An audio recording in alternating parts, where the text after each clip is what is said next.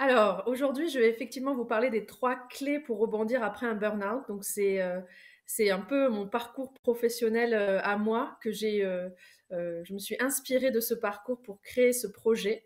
Donc je vais vous parler de la Maison Papillon brièvement et mon parcours juste pour que vous situiez, qui je suis et ce que je fais. Donc la Maison Papillon, c'est un lieu que j'ai créé dans le sud-ouest, vous l'entendez peut-être à mon accent, près d'Agen, un lieu où on fait du ressourcement, donc il y a des cours collectifs, des stages, on peut venir louer une chambre pour se mettre au vert, de la prévention, parce qu'on est un organisme de formation, donc on va dans les entreprises sensibiliser sur les risques psychosociaux et ensuite former à la régulation émotionnelle, à la gestion du stress, des émotions et aussi de la communication. Et puis le sujet qui vous intéresse aujourd'hui et pour lequel on est là sur le salon Profession L, c'est le pôle remobilisation. Donc c'est comment après un burn-out on peut se remobiliser et rebondir professionnellement. Donc, je vais vous parler de ces 3 clés juste avant. Je vais en dire un peu plus sur moi-même. Je m'appelle Edith Stalter, j'ai 34 ans et je suis coach formatrice. Donc, vous l'aurez deviné, c'est pas mon premier métier.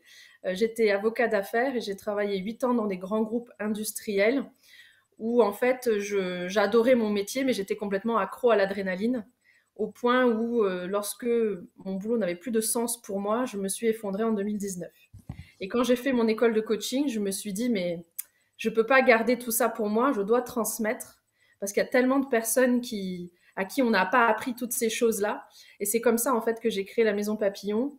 Et ma mission, en fait, comment dire, c'est de permettre aux personnes d'être responsables de leur vie, de reprendre leur pouvoir personnel sur leur vie pour, vous allez le voir, rebondir professionnellement et faire ce qu'on aime et se sentir bien dans sa vie. Alors, je ne sais pas si on peut passer peut-être sur les slides, Séverine, pour les différentes clés. Et c'est bon, Edith. Du coup, c'est Ah, toi qui gères ton d'accord. slide et tu passes les diapos. Voilà. Pardon. Euh, voilà, donc les 3 clés pour rebondir. La chose la plus importante, c'est le ressourcement. Le ressourcement, on va faire un petit exercice en fait à chaque clé. Donc pour que vous compreniez un petit peu ce que je veux dire, donc c'est des exercices que je fais avec mes coachés dans un parcours de transition professionnelle. Le ressourcement, c'est pas juste rester sur son canapé à se reposer, même si on passe tous par là et que c'est nécessaire dans un premier temps. Mais le ressourcement, c'est apprendre en fait à se régénérer physiquement, mais aussi mentalement et émotionnellement. Donc des petites choses que vous pouvez faire, c'est au niveau des pensées, c'est déjà réorienter vos pensées pour qu'elles soient positives. Vous n'allez pas du tout vivre la même journée si vous vous dites le matin, ah, il fait froid encore, je ne sais pas comment m'habiller, il n'y a pas le soleil, que si vous vous dites, ah, bah, il fait froid, c'est génial, ça va aider la nature à se ressourcer comme normalement on devrait l'hiver. Donc ce sont 2 pensées complètement différentes qui en fait vont déterminer comment vous allez vous sentir tout au long de votre journée. Donc, en plus, c'est super important voilà, de maîtriser ses pensées parce que on a 90% de nos pensées d'une journée sont les mêmes le lendemain. Donc, ça fait un peu effet boule de neige. Si on a des pensées négatives, on va avoir des émotions désagréables et ça va se reproduire d'un jour après l'autre. Alors que si on apprend à réorienter ses pensées, eh bien, tout de suite, on va se sentir mieux. Ça, c'est le premier tips pour les pensées. Pour les émotions, alors moi, je ne parle pas d'émotions négatives, elles sont toutes positives, parce que les émotions nous permettent de passer à l'action. Ce sont des messages. Donc, elles sont toutes positives. Par contre, il y en a qui sont plus désagréables que d'autres. Donc, la joie, ça va. La colère et la tristesse, ou la peur, un peu moins. Donc, l'idée, c'est d'apprendre à comprendre ces émotions, donc de les ressentir, de les traverser et de détecter le message caché derrière chaque émotion. Donc tout ça, c'est un apprentissage. C'est comme quand on apprend à conduire, bien sûr. On ne va pas du jour au lendemain maîtriser le clignotant, le rétroviseur et la pédale d'embrayage tout de suite. Donc ça prend un peu de temps, mais si on est assidu là-dedans, ce sont des outils qui vraiment changent la vie. Donc une fois qu'on arrive à se ressourcer émotionnellement, physiquement et mentalement, on va potentiellement, à ce moment-là, pouvoir vraiment réfléchir à se reconstruire et à sortir véritablement du burn-out. La reconstruction, donc c'est la deuxième clé pour rebondir. Ça passe par un deuil, on va dire, identitaire. Parce que quand on a fait un burn-out, c'est qu'on pensait qu'on était superwoman, en fait. Ou en tout cas, qu'on pouvait être la femme parfaite et tout gérer. Et bon, bah, personne n'est parfait et on ne peut pas tout gérer. C'est pas vrai. Il y a des moments dans notre vie où on peut se consacrer plus ou moins à certaines choses, mais on ne peut pas être à fond partout. On n'est pas surhumain. Donc du coup, ça va être de faire ce deuil de la personne qu'on pensait être et que finalement non. Ça va être déconstruire notre personnalité qu'on s'est constituée, on va dire, de 0 à 21 ans pour comprendre comment on en est arrivé là. Et en fait, ça va être se reconnecter à qui on est vraiment. Et c'est à partir de ce moment-là, où on est connecté à qui on est vraiment, qu'on va pouvoir enfin se mettre en action, se remobiliser. Donc la partie action, ça va être de se confronter finalement à la réalité. C'est-à-dire à partir de nos idées, voir ce qui marche pas. Et ça va être travailler sur son pourquoi. Pourquoi je fais les choses, sur sa mission. Parce qu'on va voir, quand je parlerai de cette étape, que la mission, c'est ce qui est le plus important pour se sentir bien dans son quotidien, en tout cas d'après moi. Alors, sur la partie ressourcement, comme je vous disais, il y a la partie mentale, émotionnelle et physique. Donc, comment je prends soin de mon corps, comment je récupère, comment je gère mes émotions, quelles sont mes pensées. Tout ce que je viens de vous dire sur ces trois éléments-là qui peuvent vous changer la vie si vous les appliquez de façon assidue. En fait, j'aime bien dire que souvent, on est des fers humains. Faire. On fait plein de choses, mais on oublie d'être des êtres humains. Qu'est-ce que ça vous fait quand vous ne faites rien, que vous vous reposez potentiellement, que vous ne faites rien, que juste vous vous régénérez, que juste vous êtes? Qu'est-ce qui se passe dans votre vie? Si c'est désagréable pour vous de juste être et de ne pas faire, bah, interrogez-vous sur ce que ça veut dire. Parce que quand on a fait un burn-out, on s'est tellement adapté à son environnement qu'on ne sait plus qui on est. Et on s'est tellement suradapté que, en fait, comme on ne sait plus qui on n'est plus en alignement, en fait, avec ce qui nous correspond. Et c'est pour ça qu'on s'épuise.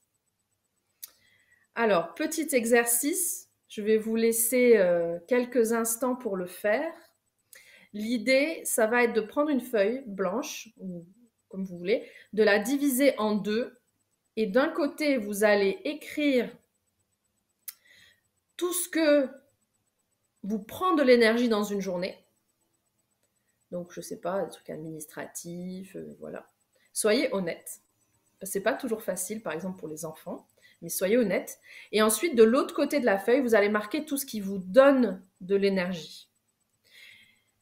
Donc, vous allez prendre sur une journée type. Si vous ne travaillez pas actuellement, potentiellement, vous pouvez vous projeter sur si vous reprenez le travail, comment ça serait, ou peut-être par le passé, vous avez peut-être plus de références sur une journée type, qu'est-ce que ça pouvait donner entre ce qui vous donne de l'énergie et ce qui vous prend de l'énergie.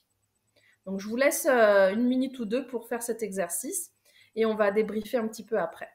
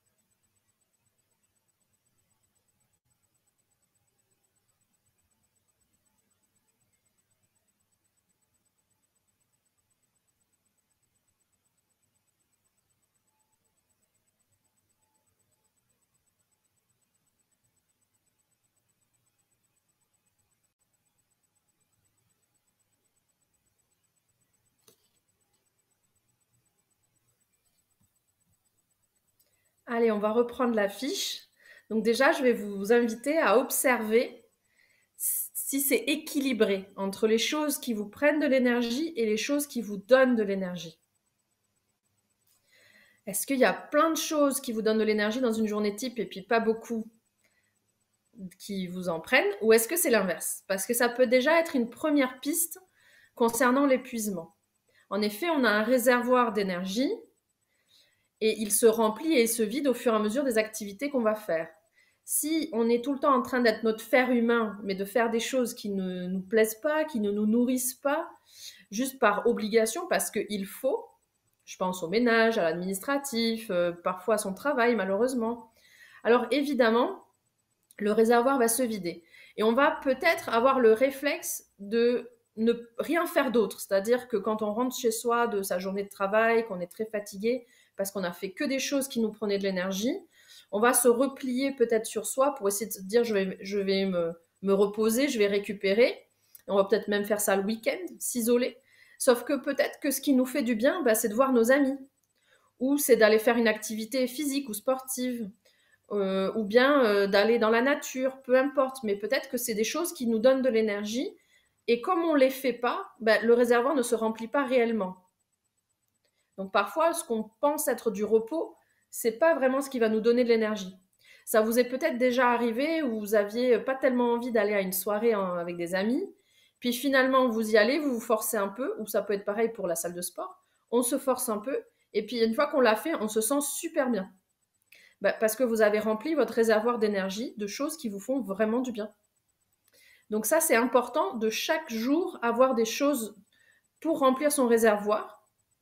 Et si aujourd'hui vous avez rien du tout, ça peut être quelque chose de très très simple. Ça peut être boire son café en regardant par la fenêtre la nature, ce qui se passe dehors en pleine conscience. Ça peut être s'asseoir sur un tapis, faire quelques étirements le matin après s'être levé, faire une petite méditation de 5 minutes. Ou ça peut être respirer aussi, respirer profondément par le nez. Faire ça régulièrement dans sa journée, ce sont des choses qui remplissent le réservoir d'énergie et qui ne sont pas trop difficiles à organiser.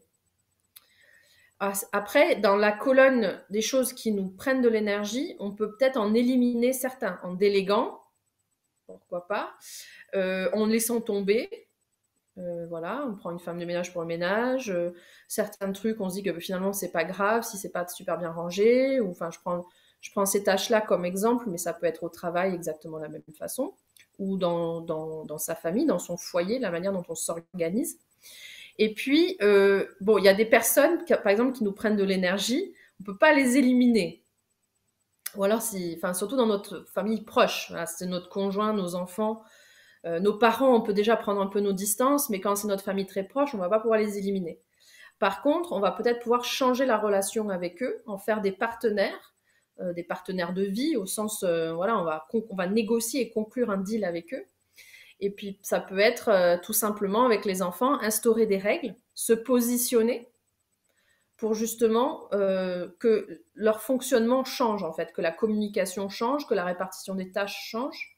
Ça peut être aussi avec son conjoint, dans la façon dont on va gérer le quotidien.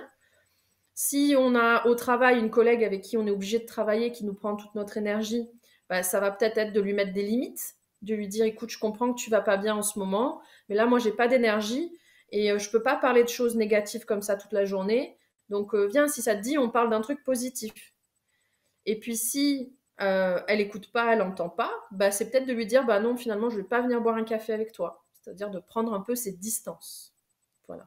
Donc parce qu'il y a des choses, on n'arrivera jamais à les faire passer côté positif, mais on peut au moins les neutraliser, on va dire. C'est-à-dire que ça ne prend pas de l'énergie et ça ne donne pas de l'énergie non plus, mais au moins c'est neutre. Voilà. Donc voilà pour ce premier exercice. C'était un exercice que je fais toujours et que je vous invite aussi à refaire aussi souvent que possible. Dès que vous avez peut-être un manque d'énergie dans votre vie, refaites l'exercice pour vous dire qu'est-ce que je peux changer dans ma vie, qu'est-ce que je peux simplifier pour faire en sorte que mon réservoir d'énergie soit toujours bien plein. Allez, on passe à la deuxième clé, objectif reconstruction. Donc comme je disais en introduction, souvent quand on a fait un burn-out, ou on va dire un presque burn-out, c'est-à-dire qu'on est en état avancé d'épuisement, mais on ne s'est pas effondré heureusement, souvent c'est qu'on pensait qu'on pouvait tout mener, tout gérer, qu'on a voulu faire plaisir à beaucoup de gens, qu'on est souvent perfectionniste, qu'on a besoin de reconnaissance. Il y a tout un tas de raisons dans notre façon de fonctionner qui va faire qu'on va en être arrivé là. Alors, dans mes accompagnements, c'est la première chose, enfin, une des premières choses que je vois avec les personnes, c'est qu'est-ce qui m'a mené à cette situation, pourquoi j'en suis arrivée là, quelle est ma part de responsabilité. Parce qu'un burn-out, c'est toujours, on va dire, la rencontre entre un profil de personnalité et des circonstances liées à l'environnement. Donc l'environnement, on ne peut pas forcément y faire grand-chose, on ne peut pas agir sur tout un système, mais par contre, on peut agir sur comment on se positionne dans ce système. Donc c'est là-dessus qu'on travaille, puisque dans le coaching, on est sur reprendre le pouvoir sur sa vie. Et en identifiant en fait notre personnalité, comment on s'est construit, donc c'est le seul moment où je fais travailler sur le passé, dans le coaching on est plutôt sur l'avenir, on va, comme un oignon en fait, décortiquer toutes les couches de protection qu'on a mis en place par rapport aux expériences qu'on aura vécues, d'abord avec nos parents, puis avec nos professeurs, puis ensuite ce sera avec nos conjoints, puis notre employeur. Donc on va avoir mis en place des mécanismes, c'est comme un logiciel périmé, on va dire, des choses qu'on faisait pour faire plaisir à nos parents, être aimés d'eux, et qu'on reproduit en vieillissant, mais on n'en a plus du tout besoin, et c'est un logiciel périmé. Et d'en prendre conscience et de le voir, c'est la première étape, en fait, cette prise de conscience qui nous permet de plus être en réaction. Parce que quand on ressent une émotion, c'est pas que l'autre nous la fait ressentir, ça parle de nous. Ça parle toujours de soi-même. Si je vous donne un cadeau là maintenant, si vous le prenez, c'est votre choix de le prendre. Par contre, si je vous tends quelque chose et que vous ne le prenez pas, il m'appartient toujours, donc vous ne l'avez pas pris. Si une personne vous dit quelque chose qui vous met en colère ou qui vous rend triste, c'est parce que vous avez accepté de prendre ce qu'elle vous a dit. Donc votre émotion, c'est vous qui en êtes responsable. Et soit vous réagissez dans cette émotion-là, que ce soit la peur, la colère ou la tristesse, c'est les grandes émotions.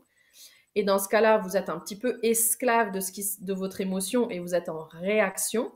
Soit vous arrivez en fait à vous poser, à comprendre votre émotion, à la traverser, à comprendre son message. Et là, vous pourrez être en action, et donc c'est-à-dire agir à partir de qui vous êtes vraiment.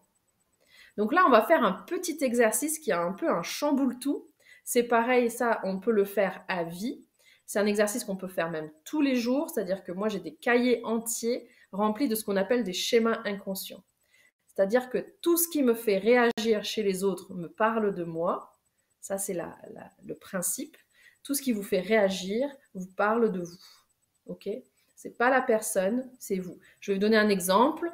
Vous roulez dans des virages à la campagne. Une voiture ne respecte pas les distances de sécurité, vous colle, vous dites que c'est dangereux. C'est vrai, factuellement, c'est dangereux puisqu'elle ne respecte pas les distances de sécurité. Mais si vous vous mettez en colère ou que vous avez peur ou que vous vous emportez, c'est parle de vous. Donc c'est ça qu'on va voir avec les schémas inconscients parce qu'une autre personne dans exactement la même situation peut-être ne réagirait pas du tout de la même manière, n'aurait pas les mêmes émotions ou resterait sereine et n'aurait pas d'émotions du tout. Ok ? Alors c'est parti pour le schéma inconscient, il faut prendre une feuille. Et attention à bien noter la phrase parce que vous allez pour le refaire les schémas inconscients, il faut toujours utiliser la même phrase.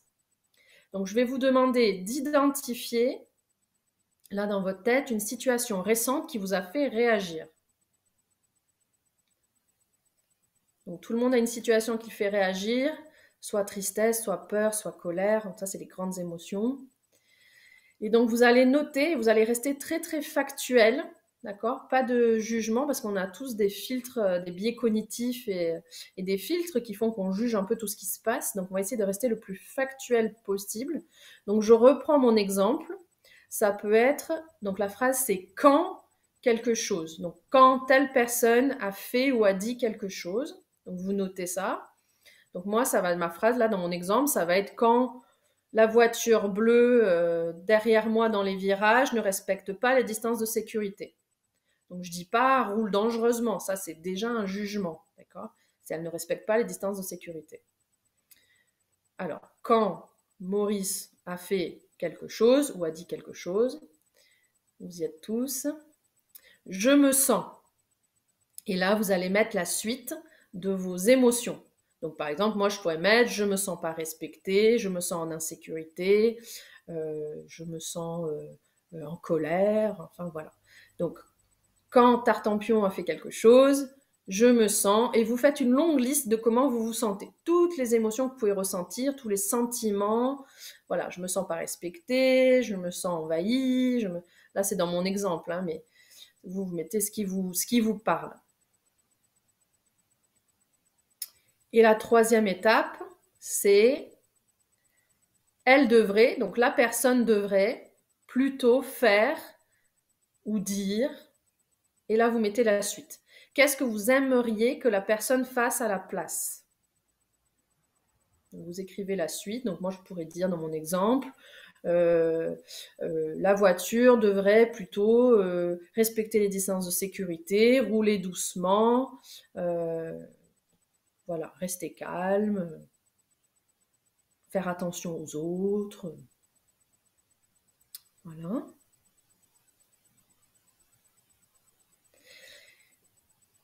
Et attention, parce que maintenant, ça c'est la phrase entière, et maintenant, on va switcher pour comprendre ce qui se passe dans votre cerveau et pourquoi vous réagissez.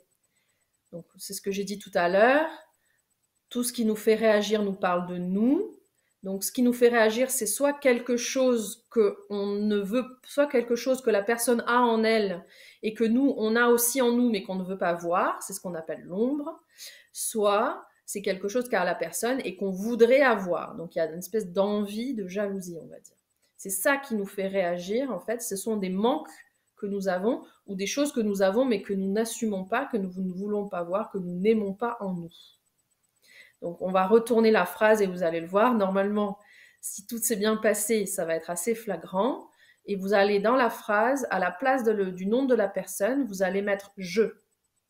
Donc, quand je respecte pas les distances de sécurité, que je m'énerve au volant, par exemple, je ressens, je mets ma liste d'émotions, je devrais plutôt, si je prends mon exemple, rester calme, faire attention aux autres, respecter les distances de sécurité.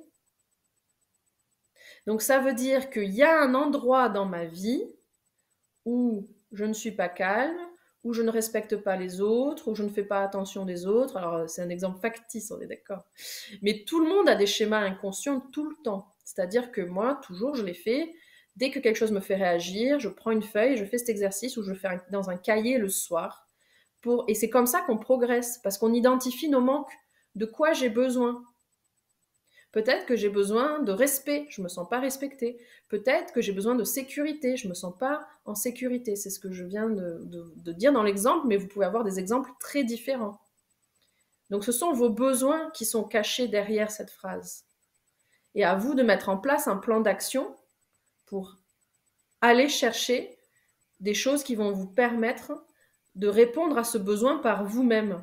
Et vous verrez, quand vous aurez comblé ce besoin, que vous aurez intégré ces parts de vous que vous n'aimez pas, que vous aurez pris soin de vous comme vous avez besoin, eh bien, ces mêmes actions, ces mêmes situations ne vous feront plus réagir. Allez, on passe au troisième objectif, l'objectif remobilisation. Donc, maintenant qu'on sait comment remplir son réservoir d'énergie, qu'on s'est reconnecté à qui on est et qu'on s'est défait de ces défenses, ces mécanismes de défense, on peut, à partir de qui on est vraiment, sentir ce qu'on a vraiment envie de faire, ce qui nous met en joie, ce qui nous remobilise pour peut-être en créer notre activité professionnelle. Alors, pour les personnes qui ont fait un burn-out, comme je disais, c'est très important de travailler sur l'identité, parce que quand on s'est toujours suradapté à un environnement qui ne nous convenait pas, on peut arriver à un point de ne plus savoir qui on est. Et dans plusieurs outils, que ce soit en PNL avec les niveaux logiques de Robert Dilts ou que ce soit avec le Golden Circle et qu'on utilise beaucoup dans l'entrepreneuriat et trouver son why, l'un comme l'autre, on a identifié que finalement, ce qui compte, c'est la mission. C'est-à-dire qu'on ne résout jamais un problème au niveau où il se situe. Donc, si c'est identitaire, il faut passer au niveau supérieur pour travailler dessus. Donc, si on arrive à trouver sa mission, son pourquoi on fait les choses, quelle est notre contribution, alors tout ce qui est identitaire, tout ce qui est faire des choses, passer à l'action, trouver les compétences, trouver l'environnement qui nous convient, va être relativement simple. En tout cas, ça va être fluide. Donc, pour moi, il est hyper important, et c'est un parti pris que je fais dans mes accompagnements, ça ne correspond pas à tout le monde, mais de travailler sur le pourquoi je veux me lever le matin, en fait. Qu'est-ce qui me motive, qu'est-ce qui est important pour moi en termes de sens et de contribution. Donc là, je vais très rapidement, vous allez prendre une feuille et puis vous le finirez plus tard parce que ça peut être très long. Prenez une feuille, divisez en 3. C'est un exercice que j'ai inventé. La première colonne, vous allez mettre tout ce que vous pensez du monde du travail, c'est-à-dire ce qui ne va pas pour vous dans le monde du travail aujourd'hui. Dans la deuxième colonne, vous allez noter tout ce que vous aimeriez à la place, c'est-à-dire tout ce que vous pensez qu'il faudrait changer, mais vous l'allez formuler positivement, pas je ne veux plus ci, je ne veux plus ça, mais plutôt il faudrait à la place ci et ça. D'accord? Donc il y a plein de choses actuellement qu'on entend beaucoup dans la conscience collective, sur les vacances illimitées, sur le fait de peut-être ne plus avoir de hiérarchie, etc. Mais peut-être que vous pouvez inventer d'autres choses. Qu'est-ce qui vous parle? Et dans la troisième colonne, et c'est là où c'est important, vous allez parler de votre contribution à ce changement. C'est-à-dire qu'on a une situation A qui est problématique, qui ne convient pas, une situation B qui est la situation idéale. Et vous, ce que j'aimerais que vous réfléchissiez, c'est à quoi je peux contribuer, comment je peux intervenir pour passer de la situation A à la situation B. Qu'est-ce que je peux faire demain qui peut changer les choses pour le monde? Quelle est ma contribution à ce changement? Qu'est-ce qui me ferait vibrer de me lever le matin pour apporter cette contribution au monde? Voilà. Qu'est-ce qui est important pour moi? Et j'ai envie de vous dire que pourquoi le why c'est important, pourquoi cette mission c'est important de l'identifier, cette contribution, ce sens en fait qu'on va retrouver au travail, en quoi c'est important. Si vous voulez, c'est encore une histoire de pensée. Tout dépend de l'histoire qu'on se raconte. Donc, si je prends l'exemple d'un tailleur de pierre, par exemple, donc il peut se dire tous les matins, je taille des pierres selon des consignes qu'on m'a données, donc des dimensions, etc. Il peut se dire, je suis en train de construire un mur, donc c'est déjà beaucoup plus motivant de voir en fait à quoi cette pierre va servir. Et puis, on peut carrément se dire, mais en fait, je participe à la reconstruction d'une cathédrale, par exemple. Et donc, à chaque fois, il fait la même chose, c'est-à-dire le quoi et le comment, c'est toujours la même chose. Il est tailleur de pierre et ses tâches tous les jours, c'est tailler des pierres. Par contre, l'histoire qu'il se raconte et pourquoi il se lève le matin, ça n'a rien à voir entre je vais tailler une pierre et encore une pierre, je construis un mur ou je reconstruis une cathédrale. Ça n'a absolument pas le même impact émotionnel et ça n'a absolument pas le même impact en termes de motivation. Donc, je vous invite, si vous êtes dans cette phase-là de remobilisation, de recherche de votre future activité professionnelle, ou peut-être ce sera la même activité mais fait différemment, mais en tout cas, pensez à votre why. Et d'ailleurs, vous pouvez trouver une très belle vidéo là-dessus en tapant dans YouTube Golden Circle TEDx. Il y a un TEDx qui explique très bien le why et qui prend Apple comme exemple. Donc, c'est adapté aux entrepreneurs. Mais en fait, ça s'applique à n'importe qui en termes de motivation. Voilà, donc on a fait le tour de ces 3 grandes clés. J'espère que ces exercices auront été utiles pour vous. Vous pouvez les faire et les refaire encore et encore. Et puis voilà, j'étais contente de partager ce moment avec vous. Je ne sais pas si vous avez des questions, si on a le temps pour des questions, Séverine, je ne sais pas. Alors, du coup, il n'y a pas eu de questions, mais on a eu beaucoup d'interactions, en tout cas avec intérêt pour votre masterclass. Pas de questions, mais on peut vous retrouver du coup sur la semaine prochaine. Oui, je serai au salon le jeudi 9 mars, donc pour du flash coaching et sur un stand. Donc vous pouvez venir me voir, on peut parler de la maison papillon et de l'effet papillon et de tout ce que vous voulez. Je suis passionnée de tout ça et je suis contente de partager et d'aider les personnes en transition professionnelle. Voilà.